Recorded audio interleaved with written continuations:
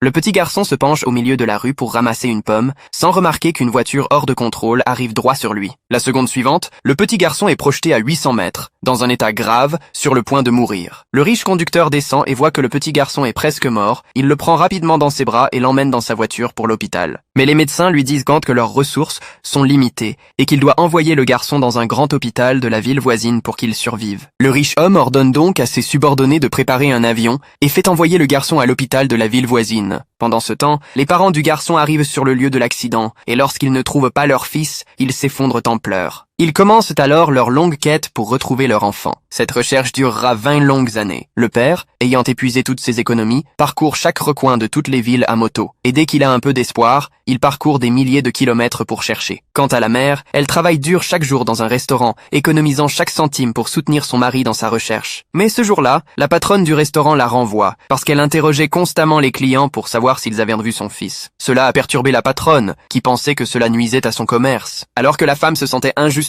renvoyée, son mari l'appelle au téléphone. Elle doit faire bonne figure pour encourager son mari dans sa difficile quête. Cependant, elle ignore que le riche homme, n'ayant pas retrouvé les parents du garçon, l'a adopté. Aujourd'hui, le garçon est devenu le dirigeant d'un groupe d'entreprises valant des milliards. Un jour, son père adoptif le convoque et lui annonce qu'il doit prendre la tête du groupe, tout en lui conseillant de retrouver ses vrais parents, car c'est son plus grand regret dans la vie. Le jeune directeur prend alors un avion privé et retourne dans sa ville natale pour retrouver ses parents biologiques. Cependant, à ce moment-là, l'un de ses subordonnés lui rapporte qu'une famille refuse toujours de signer pour le déménagement et lui demande s'il veut forcer la démolition. En apprenant cela, le directeur décide de régler ce problème lui-même avant de continuer à chercher ses parents. Il ordonne donc à son subordonné de le conduire chez cette famille. Dans la rue, la mère, qui distribue des avis de recherche pour son fils, aperçoit soudain la présence d'un homme important. Elle se précipite vers lui, espérant obtenir son aide. Mais le cousin du directeur, craignant que la femme ne gâche la cérémonie d'accueil, la pousse violemment et tente de l'éloigner. Il remarque alors les papiers qu'elle tient dans ses mains, et en les saisissant, il découvre qu'il s'agit d'un avis de recherche pour son propre cousin. Furieux,